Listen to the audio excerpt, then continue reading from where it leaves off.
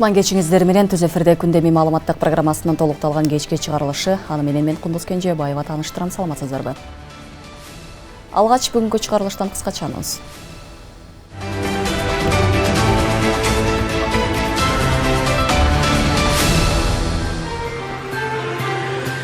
Санаас баасы кымбат авиакаттап. Борбордон алыс жайгашкан баткендиктерге учактын мааниси канчалык? Камчыбек Ташиев Индияда дарыланып, жаман дарттан айыккан 11 жаштагы Дайырбекти кабыл алды. Зордукчулдарга, оор кылмыш жасагандарга жаза күчөтүлдү. Мыйзамга киргизилген өзгөртүү жабыркагандарды коргоо максатын көздөйт. Бишкекте жер тилкелерине ээ боло албай жаткандар кайрадан бийликтин назарын бурууда. Өскөн Ордо конушунун 300гө чукул тургуну бийликке кайрылуу жасашты.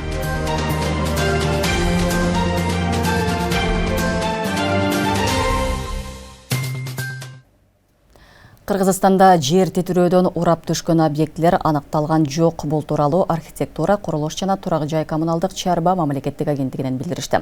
Маалыматка ылайык МАМ курулуш агенттиги тарабынан жалпысынан өлкө боюнча 78 объект каралып, анын ичинен 50дөн ашууну жарандар жарака пайда болуу жөнүндө келип түшкөн маалыматтар боюнча текшерүү иштери жүргүзүлдү. Мындан сырткары Бишкек шаары боюнча мамлекеттик архитектура, курулуш контролдоо башкармалыгы жана МАМ курулушка караштуу жер титирөөгө туруктуу курулуш жана инженердик долбоорлоо мамлекеттик институтунун кызматкерлери менен биргеликте визуалдык кароо учурунда урап калган же көчүп түшүп жашоочулардын мындан аркы жашоо шартына коркунуч жараткан объектилер аныкталган жок.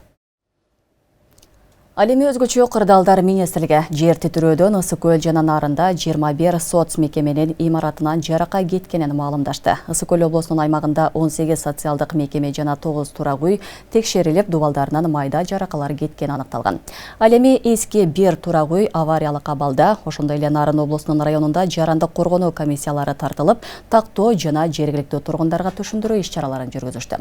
Облуста 3 социалдык мекеме, 6 үй жана 1 турак жайдан кире бериши текшерилди. Жалпысынан 2 облустан 21 социалдык мекеменин 16 үйдөн дубалдарынан майда жаракалар кеткен жана 1 эски үй авариялык абалда жана бүгүн 11 үй жарандык коргонуу комиссиясынын көзөмөлүнөн өтүүдө.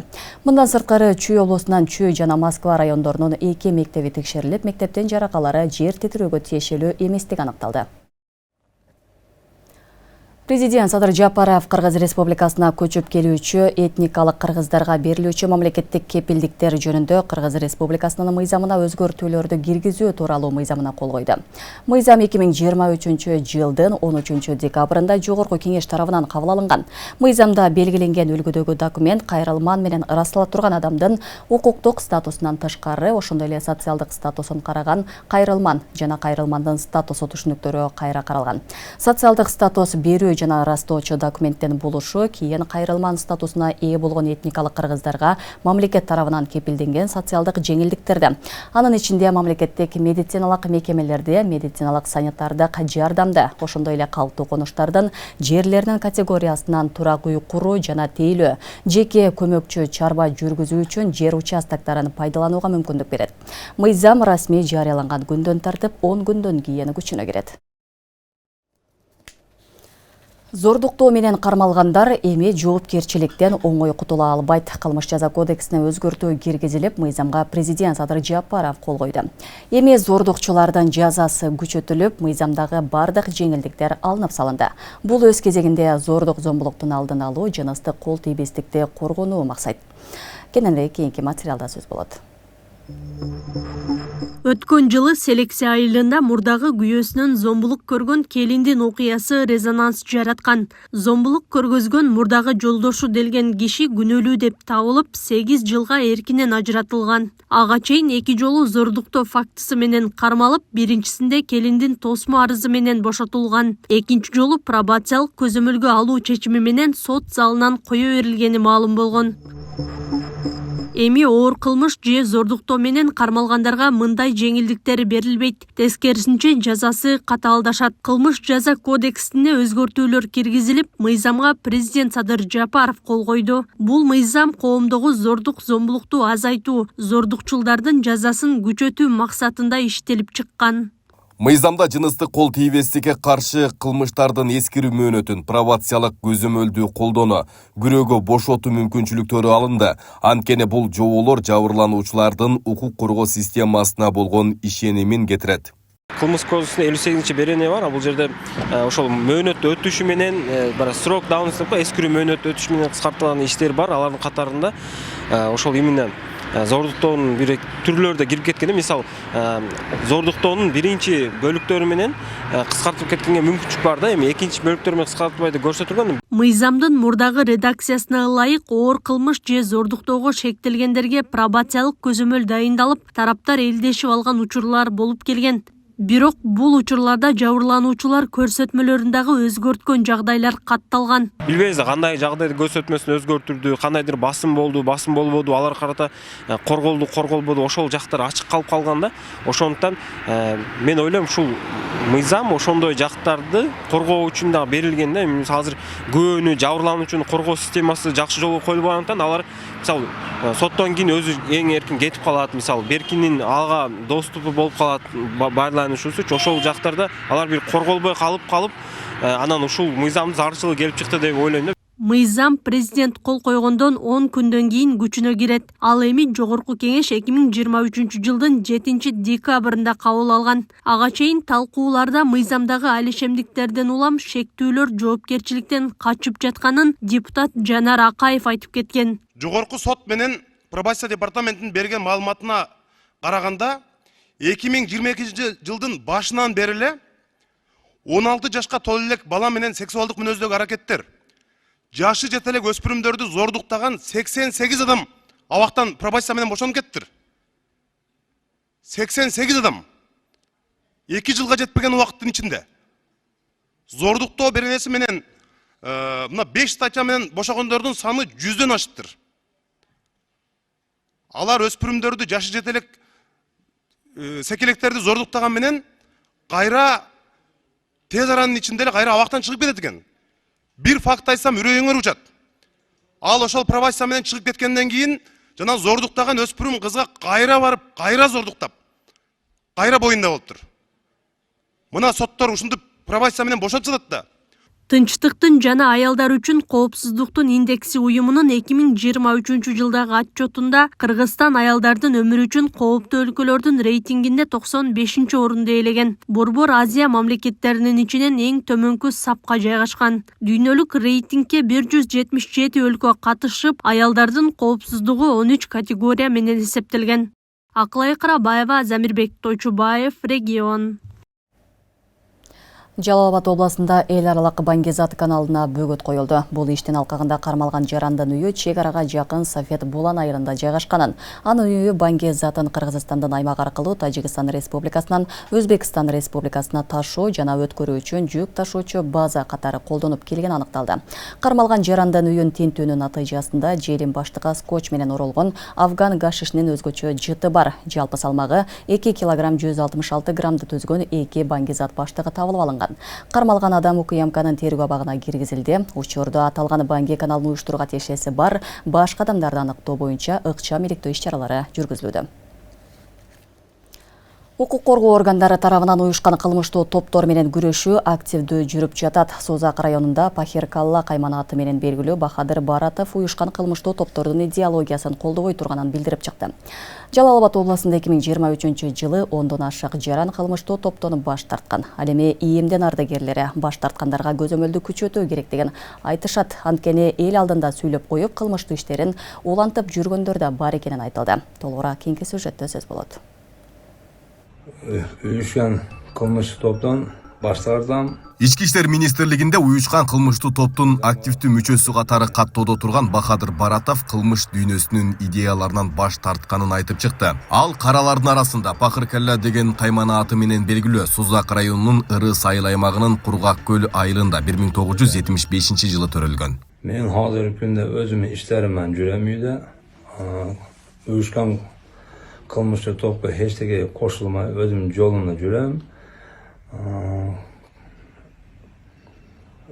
Уюшкан кылмыштуу топтон баштардам. Буга чейинки жасаган жумуштар боюнча жоопкерчиликке тартылгандыгын жана мындан ары Кыргыз Республикасынын мыйзамдарын сактай тургандыгын билдирген. Жалпысынан өткөн жылы Жалал Абад облусунун аймагында милиция тарабынан жүргүзүлгөн профилактика иштеринин натыйжасында 10дон ашуун ар кандай кылмыштуу топтун мүчөлөрү кылмыштуу чөйрөнүн идеологияларын колдобой тургандыктарын билдирүү менен айтып чыгышкан, коомчулукка билдирүү жасашкан. Ички иштер кызматынын ардагерлери акыркы учурларда каралар дүйнөсү менен күрөшүү иштери алгылыктуу жүрүүдө дешет. Күч түзүмдөрү баш көтөргөн кылмыштуу топтордун мүчөлөрүнөн тартып, алардын башында турган кырым төбөлдөрдү жок кылып, мыйзамга баш ийгендерин тандаган жолунан баш тарттыруу иш-чараларын байма-бай жүргүзүп жатканына коомчулук оң баасын берүүдө. Мындай аракеттер Кыргызстандын ички жашоосуна стабилдүүлүктү орнотуп, карапайым калктын коркпой жашоосуна шарт түзөт дешет. Өзүнчө уюшулуп алышып, көп иштерди кылып, элдин мына тынччылыгын дагы неме кылышып, мына инвесторлорду качырышып дегенде көп тоскоолдук болгондо, мына былтыртан бери буларга алуулуктуу чара колдонуп, бардыгын чекеден камалды. Бирок мына азыр эл деле ыраазы булгач, эл ыраазы. Биз мына ардагерлер дагы мындай азыркы иш жүргүзүп атканга биз дагы ыраазыбыз да. Бирок айрым кирим дүйнөнүн мүчөлөрү эл алдында баш тарттым деп видео кайрылуу жасаганы менен көнгөн адатынан чыга албай талап тонуп, коркутуп акча табуу аракеттерин улантып жаткандары да бар. Мисалы Кырым төбөл Кадыр Досонов түрмөдө жатканына карабай криминалдык аракеттерин улантып жаткандыгы УКМК төрагасы Камчыбек Ташиев тарабынан ачыкталган болчу. Азыркы учурда эч кандай криминалдык статусум жок. Мына бүгүн азыр жеңгени алдырып атамын эмеден, тегеле Оштон. Он при всех признавал тем, что он отказывается от воровской идеи. Нет, он не отказался. Был экранга айтып коюп, он продолжает. Я сделаю так, что он не продолжал. Я сделаю так, что он никогда не стал дальше лидером ОПГ. Что бы это ни стоило. И каждому это относится. Экранан айтып коюшу эле болду, биз идеядан кайттык, болду, бүттү. Эми деп коюшуп, кайрадан этим заниматься. Заниматься не будут теперь. ОПГ деген мунун мүчөлөрү биздин мамлекетибизге, элибизге эбегейсиз чоң зыян, экономический зыян алып келген экен да. Булар мына ОПГнын составынан чыктым, мыйзамдуулук менен жашайбыз деп айта береткен, бирок калган ишини жасай береткен да. Мен ойлоймун, эч качан буларга ишеништин кереги жок. Кайра буларга көзөмөлдү өтө күчөтүш керек. Чоң кылмыштарга жол ачкан сабап тоноп кетүү жашообузда күн сайын катталууда. Алсак Токтогул районунда 2 жаран 43 жаштагы тургунду себеби жок сабап денесине оор жаракат келтиришкен. Кылмыштын изи суу электе 2 шектүү кармалып убактылуу кармоочу жайга киргизилген. Учурда тергөө амалдары жүргүзүлүүдө. Эгер мындай кылмыш жасагандарга убагында чара көрүлбөсө, кылмыш дүйнөнүн мүчөлөрү майда талап тоногондор сабагандардан өсүп чыгары айтпаса да түшүнүктүү болуп турат. Айбек Исабеков, Самирбек Тойчубаев, регион. Өзгөн районунда жер тилкелерин жеке менчикке берүү боюнча коррупциялык схема аныкталды. УКМК тарабынан Өзгөн районунун Дөңбулак айыл өкмөтүнүн жана башка мамлекеттик мекемелеринин кызмат адамдарына жана жооптуу адамдарга карата кызмат абалынан кыянаттык менен пайдалануу фактысы боюнча учурда жер тилкелерин мыйзамсыз берүү фактысынын негизинде кылмыш иши козголуп, тергөө амалдары жүрүп жатат. Өкмөттүн 2020-жылдын 6-ноябрындагы 542 токтому менен 2020-жылдын 20 августундагы бекитилген башкы пландын негизинде Дөңбулак айыл аймагынын Өзгөрүш айылында жайгашкан 82 жер тилкеси Өзгөн районунун аймагына өзгөртүлгөн. Бирок кийинчерээк аталган айыл аймагынын айрым кызмат адамдары, ошондой эле Өзгөн архитектура бөлүмдөрү жана кадастр мамлекеттик мекемеси кызматтык абалынан кыянаттык менен пайдаланып, башкы пландарды бурмалап, жер тилкелерин кеңейтип, андан соң тургундарга жеке турак жай куруу үчүн берилген. Тергөөгө чейинки текшерүү материалдарынын алкагында 31 миллион сом зыян аныкталган. Дөңбулак айыл өкмөтүнүн мурдагы жетекчиси Өзгөн району боюнча кадастр мамлекеттик мекемесинин директорунун орун басары, Өзгөн районунун архитектурасынын мурдагы башчысы кармалып, убактылуу кармоочу жайына киргизилди. Бишкекте жер тилкелерине документ алуу маселеси али күнгө чейин бүтпөй келет. Катмарланып сатылып, мафиялашып кеткен тилкелер талашка түшүп көпчүлүгү чечимин таппай бара. Ала Мүдүн районуна караштуу Өскөн Ордо жаңы конушунда ушул тапта 300гө чукул жашоочу кызыл китеп ала албай жатканын кабарланууда. Райондук администрация ушул тапта 237 жарандын документи даярдалып жатканын маалымдады. Ал эми талашта турган калган 800 жарандын тилкелери коомдук билдирүүгө чыгарылган. Больная деп көрсө мен жаткырган алып барышыптыр. Кайда барсаң айда бар, кимге барсаң ошого бар. Өз жерибизге боло элекпиз. Жер тилкелерине ээ боло албай жаткандар кайрадан бийликтин назарын бурууда. Аламүдүн районуна караштуу Өскөн Ордо жаңы конушунда ушул күндө 300гө чукул жаран жерине документ ала албай убара тартып жатканы кабарланууда. Алардын айрымдары алгачкылардан болуп 2005-жылдары жер сатып алышкан. Деген менен бир үлүш жер тилке ушул тапта катмарланып бир нече адамга сатылган. Эми бул жагдай жергиликтүүлөргө түйшүк жаратууда. Новостройканын жителдерине 27-пунктта алган менен айланып келип эле жанагы жер саткан аялдар, мошенник болуп жүргөн аялдарга көз карандысыз документ бүтүрүлсүн деген приказ чыкканда, бирок 27-пункт алынган менен кайра эле 29-пункт кирет экен дагы. 29-пункт ошол жер саткан аялдарсыз биз эч нерсе кыла албайт экенбиз дагы, эч нерсе бүтпөйт экен. Ошо менен жүрүп отуруп, жерлер тийбейт дагы.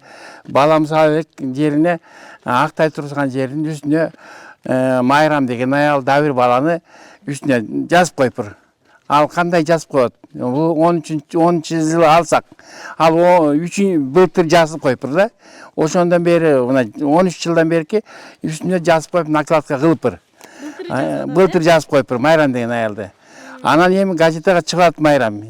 464-участокта ошонун участогу деп. Тургундар бул маселеге байланыштуу тийиштүү жактарга кайрылып келишет деген менен андан жарытылуу майнап чыкпай жатканын айтышууда. Мындан улам жергиликтүүлөр президент Садыр Жапаров, УКМК төрагасы Камчыбек Ташиевтерге кайрылып, акыйкаттык сурап жатышат. Мисалы мен 16, 17, 18, 19, 20-жылдарга чейин жазып келип прокуратурадан көрсөтмө болгон момундай аныктагыла деп жерлери ареске коюлган жерлерди сатып жерди. Бир аферist аялга алдадып, асты оорулуу паралич болуп атышат, өлүп атышат. Ушунча канчалаган киши жүрөбүз мына. Мен билгенден ушул акыркы жылдары ушул жерде бир 20 киши топтолуп жүрөбүз. ГКМБга чейин бардык.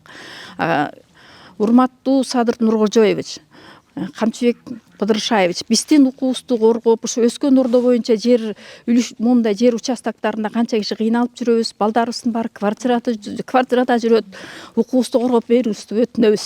Аны менен катар аталган конушта Сафа кайрымдуулук фонду тарабынан курулган тегүү цехине байланыштуу маселе бар экенин айтып чыгышты. Жергиликтүүлөрдүн маалыматында бул жерде талашка түшкөн ага күч органдарынын айрым кызматкерлеринин кызыкчылыгы бар деп эсептешет. Негизинен бул имарат жакырчылыкты жоюу максатында жай тургундардын ишмердүүлүгү үчүн салынган. Бирок мындагы негизги максат ишке ашпай, имараттын эшиги жабылган бойдон турат. УВДнын начальниги Насыров бүт билет, баары билет. Сматов Урмат деген билет. Сматов Урмат биз барсак эле ажылдап деп айтат.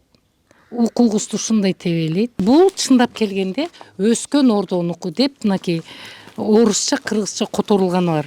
Анан бул жерде СНБ замешана сотрудник, мынакей машинелери турат. Жогоруда айтылган маалыматтардан улам Аламүдүн райондук администрациясына башпактык райондук акимдин биринчи орун басары Өмүрбек Тайцелиевдин айтымында Өскөн Ордо жаңы конушунун тургундарынан жалпы жер мунапысы боюнча 2400 арыз келип түшкөн. Тийиштүү тарап 1500 арыз менен таанышып чыгып, 500-нө кызыл китеп берилген. Учурда 237 жарандын кызыл китеби даярдалып жатканы кабарланды. Ал эми 800 жарандын арызы 29 январга чейин коомдук билдирүүдө илинип турат. Эгерде 2 же 3 адамдын наамында турган жер тилкелеринин ээлери деп айтылып жаткандар өз ара келишимге келбесе, алардын маселесине сот чекит коет. Биз 30 күндүк коомдук билдирүүгө чыгарып атпайбызбы? Ошол 197-участокто көрдүңүздөр 2 фамилия турат. Значит, бул участок боюнча бизге 2 арыз келип түшкөн. Ошол экөөнү тең биз чыгардык. Бүгүнкү күндө 30 күндүн ичинде ушул 2 жаран бири-бири менен келишимге келбесе, анда биз булардын ошол именно 197-участок боюнча сотко жибергенге туура келет бизге. Аны менен катар аталган конушта талашка түшкөн тигүү цехи боюнча арыз каралып жатат. Аталган жер тилкенин ээси тарабынан фонд тартылып, цехтин курулганы жана иш тергелип, соңуна чыкса, мамлекетке өткөрүп берүү каралганы маалымдалууда. Ал жердин анык ээси бар. Ошол үлүшкө болгон укугу бар жаран бар. Ошол жарандын аты менен бул дагы баягы ал жаран менен да сүйлөшкөнбүз. Ал жер тилке өзүнө катталгандан кийин ал ошол айыл өкмөттүн балансына өткөрүп берем деген өзүнүн убадаларын берген. ал боюнча тийиштүү иштер жүргөн. Эскертсек, жер мафиясы боюнча буга чейин Бишкектин четиндеги Ак Ордо конушунда да көтөрүлүп, өлкө башчы Садыр Жапаровдун тапшырмасы менен жер тилкелерди документтештирүү жүрүп баштаган. Ошондой эле жер мунапысын жүргүзүүдө тоскоолдук жаратып жаткан 27-пункт жокко чыкканы кабарланган болчу. Нурзада Сыдыкова, Майрамбек Абдибилал уулу, регион, Бишкек. Акыркы 3-4 жылдын ичинде баткендиктер учак кызматын жеткиликтүү пайдалана албай калышты. Ички каттамдардын саны азайып, билеттин баасы 2 эсеге чейин өсүп кетти. Буга пандемия, аба майданынын оңдоп түзөөдөн өтүүсү, күйүүчү майдын кымбаттоосу сыяктуу ар кандай себептер айтылууда. Акыркы айларда эле Бишкек-Баткен-Бишкек каттамы жумасына 2 жолу коюлуп, бирок кайра дагы кыскарды. Борбордон эң алыста турган баткендиктер туруктуу учак кызматын пайдалана алабы? Аймактык кабарчыбыз Жоо издеп көрдү. Жүргүнчү Баткен шаарынан Борбор калаага жетүү үчүн такси менен 1000 чакырым жолго 16 саат убактысын коротот. Ал эми учак менен 451 чакырым учуп 1 саат убакытта жетип алат. Бишкектен Баткенге да ушундай эле убакыт коротулат. Жол акысы унаа менен 2500 сом, ал эми аба каттамы үчүн 6000 сомду чамалайт. Бирок учак менен жумасына бир ирет гана барууга болот. Азыркы билеттин баасы бир аз төмөндөсө жакшы болот. Анан жумасына 2 жолу учса жакшы болот. Себеби жол кооптуу таксилер менен барганы. Бизге авиарсын сөзсүз таасир тийет. Туристтик компанияны жетектеп келген Жунусбек Каразаков авиакаттамдын туруксуздугу жана билет баасынын кымбаттыгы аймакка келүүчү туристтер үчүн да тоскоолдук болуп жатат дейт. Өткөн жыл ичинде чет өлкөдөн 200дөй гана турист келген. Ички каттамдарды жандандырса, бул тармакты дагы да өнүктүрүүгө шарт жараларын айтат. Ошко келип конот. Оштогу аэропорттун абалын баарыңыздар эле билесиздер. Кайсы авиакаттамдар каттайт экенин билесиздер. Болгон эле көпчүлүгү Россиянын авиакаттамдары, анан Турциядан бир эле Пегас каттайт. Бирок биздин туристтер бул эле комфортну каалап, бул түрк аба жолдору менен келип Бишкекке, мисалы, Бишкектен бул жака Баткенге учканда бул сонун болмок. Бизге да туристтерге да ыңгайлуу, бизге да ыңгайлуу болмок. Ал үчүн 4 самолет сатып алып атабыз. Экөө келатат, артынан дагы экөө келет, 4 самолет. Экинчи элдик курултайда өлкө башчы Садыр Жапаров ички авиакаттамдар үчүн жаңы 4 учак сатылып алынаарын айткан. Ошондо гана билеттердин баасын арзандатып, ички каттамдарды да турукташтырууга шарт түзүлөт деди.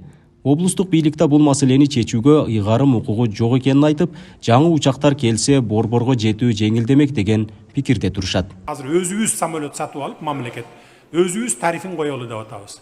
Баягы майын, анан эмгек акыларын актагандай болсо болду. Баткенге, Разаковка, Кербенге, Канышкыяга, Алабукка Чаткалга, Казарман, Талас, Нарын, Каракол бүт барына рейстер кирет бул боюнча. Биздин облустун аялуу катмардын тургундарга дагы бир чоң шарт болот. Анткени ошол жол менен барганга бир топ убакыт талап кылынгандыктан ушул авиа рейстин саны көбөйүп, билеттин баасы кыскарса, ушул элдерибизге дагы бир топ жеңилдик болор эле. Манас эл аралык аэропортунун генералдык директору Манасбек Самидинов өзүнүн Facebook баракчасы аркылуу былтыркы жылы сатып алган учактарыбызды жакын арада алып келгенге даярданып жатабыз. Учурда учактарыбыз модернизациялоодон өтүүдө деп билдирүү тараткан. Канадалык учак чыгаруучу авиакомпания сатылып алынган 2 учакты модернизациялап жатканы да айтылды. Нургазы Жайнаков, Регион телеканалы, Баткен облусу.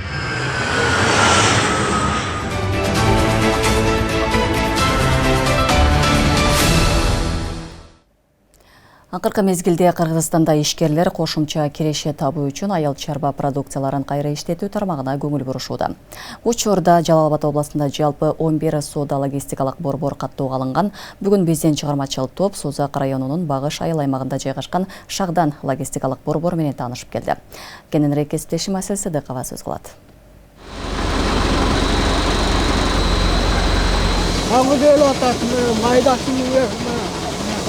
Муну электен өткөрүп атасыздар,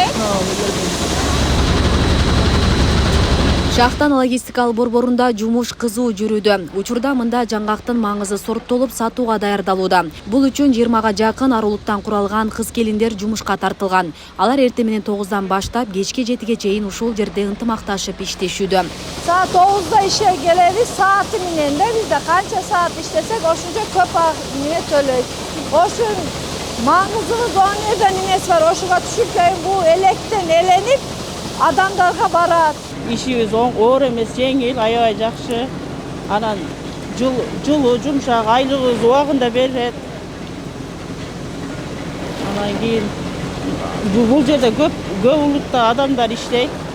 Кыргыз, өзбек бардыгыбыз ынтымакта болуп кеткенбиз. Жакшы, аябай. Түркия мамлекети менен 400 тонна маңызга келишим түзүлгөн. Азыркы тапта анын 200 тоннасы экспортко чыкканы малындалат. Борбордо жаңгак маңыздан сырткары мисте, күн карама, көл, долуну дагы сакталат.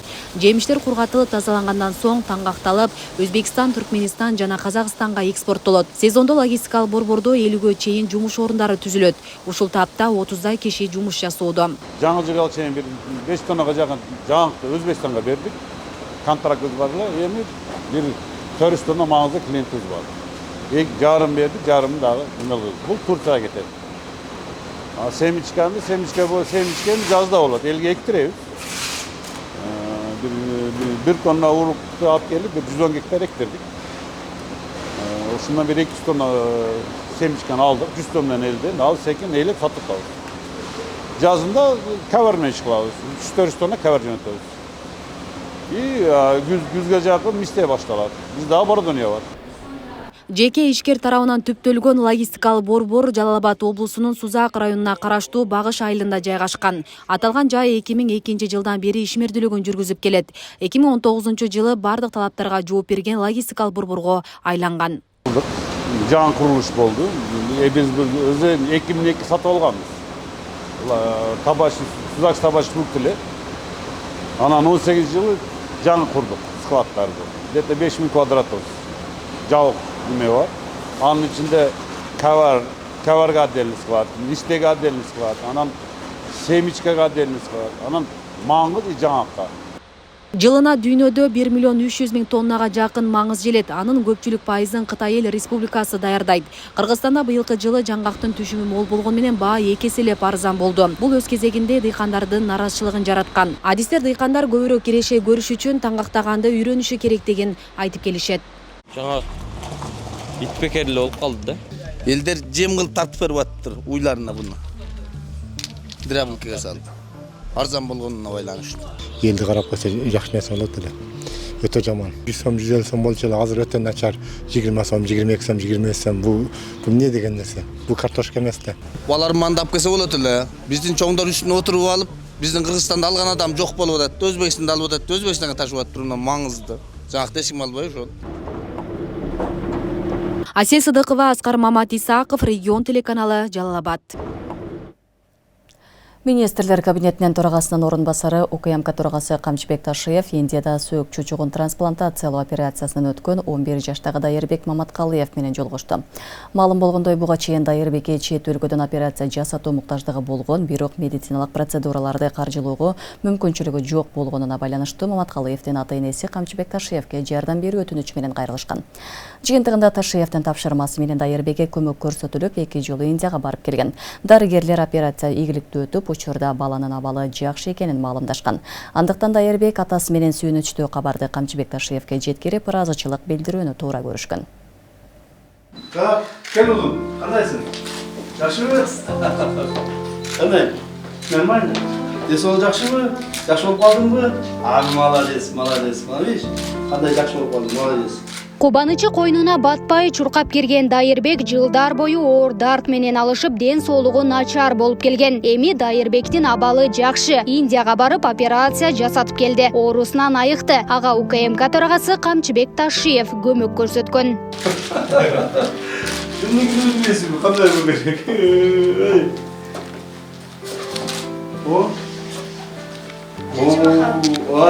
Тажимахан тап келдиң. Рахмат.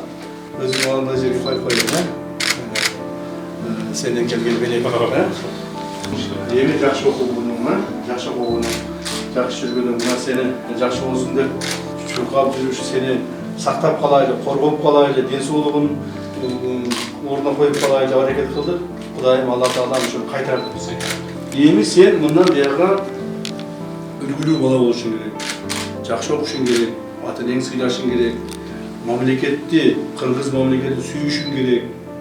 Туурабы? Ушу бизге окшоп сен дагы кийин чоңоюп, мына мага окшоп генерал бол.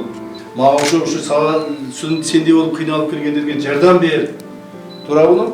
Жакшы болуп жүргөн. Молодец. Сени көрүп мен сүйүнүп атам, таза. Өтө сүйүнүп атам. 11 жаштагы Дайырбек 2017 жылдан бери сөөк чучугун алмаштыруу операциясына муктаж болуп келген. Буга чейин химиотерапия курсун аяктаганына карабастан ал жеткиликтүү жыйынтыгын берген эмес. Ал эми кымбат баадагы медициналык процедураларды каржылоого мүмкүнчүлүгү жетпегенине байланыштуу 2022 жылдын декабрь айында Маматкалиевдин ата-энеси Камчыбек Ташиевке жардам сурап кайрылышкан. Острый лейкоз лимфообластный деп чыгарып беришти. Ondan лечение алып, жакшы болуп жүрдүк. Андан кийин 22 жылы дагы кайталанып калды. Врачтар менен макулдашсак, чет элге чыгышыңар керек. Бу повторный болуп калды. Буну эми Кыргызстанда лечение кыла албайбыз. Индияга же Түркияга барышыңар керек деп калды. Эndi бизде андай акча жок. Айласын таппай анан Камчыбек Кыдыршаевичке кайрылдык. Facebook аркылуу кайрылып, кат жүзүндө кайрылып, жетип калды.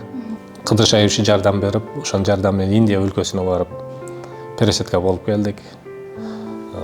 Бар жогун ушу Кыдыршаевич өзү каржылады. Операция ийгиликтүү өткөндөн соң Камчыбек Ташиев Дайырбектин ата-энесин кайрадан кабыл алып, Маматкалиевдин толук айыгып кетүүсүнө мындан ары да көмөк көрсөтөөрүн билдирген. Жыйынтыгында 2023 жылдын 28 декабрында Дайырбек атасы менен кайрадан Индияга барып, текшерүүдөн толук кандуу өтүп келген. Анда дарыгерлер операциянын жыйынтыгы оң натыйжасын берип жатканын айтып сүйүнчүлөшкөн. Индияга барсак, Индияда врачтар айтты. Баланын койгон клеткалар бар жок иштеп атат, 100% иштеп атат дегенден биз терең ыраазычылык айтып коелу деп Камчыбек Кыдыршаевичке келип, үй бүлөсүнө, бала чакасы менен бактылуу болсун, ал дагы элдин кызматын ушинтип элге кызмат кылып жүрө берсин. Белгилей кетсек, Дайырбек ден соолугуна байланыштуу буга чейин мектепке барып билим алууга, өзү кызыккан спорттук иш-чараларга катышууга мүмкүнчүлүгү болгон эмес. Эми башкалар сыяктуу мектепте билим алып, спорт менен машыга алат. Камчыбек чоң ата, сизге рахмат. Мен чоңойгондо сизге окшоп генерал болом, анан адамдарга жардам берем. Гүлдана Мумунова, Майрамбек Абдибелалуулу, Регион телеканалы, Бишкек шаары. Түркия мамлекетинде эмгектенген Кыргызстандын жарандары да келечекте пенсияга чыга алышат. Бул тууралуу социалдык фонддун басма сөз кызматы билдирди. Маалым болгондо 2020 жылы Кыргызстандын өкмөтү менен Түркиянын өкмөтүнүн ортосунда социалдык камсыздоо жаатында келишим түзүлүп, ал жакынкы аралыктарда күчүнө кирген. Келишимдин алкагында иш стажы боюнча 212 жарандан кайрылуу түшкөн, анын 210-у иштелип чыгып, тиешелүү жооптор берилген. Учурда Түркия тарап Кыргызстандын бир жананына пенсия чектеп берген айтылат. Кыргыз патентке караштуу инновациялык борбордун китепканасында адам түбөлүктүүлүгү эс тутумда деген аталышындагы китептен бет ачары болуп өттү. Роза Айтматова жана Асан Ахматовдун калемине таандык китеп Кыргыз СССРнин эл жазуучусу, Кыргыз Республикасынын баатыры Чыңгыз Айтматовдун 95 жылдыгына карата жарык көргөн. Иш-чаралардын планына ылайык бул китеп мамлекеттик жана расмий тилде 500 дана, жалпы нускасы 1000 дана чыгарылды. Китептин нускалары бүгүн авторлорго жана Кыргыз Республикасынын Осмонов атындагы китепканага, Баялинов атындагы Республикалык жаштар жана балдар китепканасына тапшырылды. Мындан тышкары китептер жакында Кыргыз патент өткөрө турган инновациялык форумдун алкагында республиканын ар бир аял өкмөтүнө тапшырылары айтылды. Иш-чарага Айтматов таануучулар, окурмандары, агартуучулар, илимпоздор катышып, жылуу пикирлерин билдиришти. Бет ачар Азем, Чакан концерттик программа жана театралдык оюндар менен коштолду. Женева шаарында биз ушул Чыңгыз Айтматов жана Манас эпосунун күндөрүн өткөрүү алдында турабыз. Былтыр биз 23 жылы бүткүл дүйнөлүк интеллектуалдык менчик уюмунун жетекчиси Дарин Танк мырза менен жолугуп, ушул чоң иш-чараны макулдашып келгенбиз. Бул мүчө мамлекеттер, ошол бүткүл дүйнөлүк интеллектуалдык менчик уюмуна мүчө мамлекеттер, 193 мамлекет, ошонун бардыгы дагы бүгүнкү күндө ошо жаңы доордун Чыңгыз Айтматову бүгүнкү күндө кандай деңгээлде өзүнүн окумандарын таап, мындан ары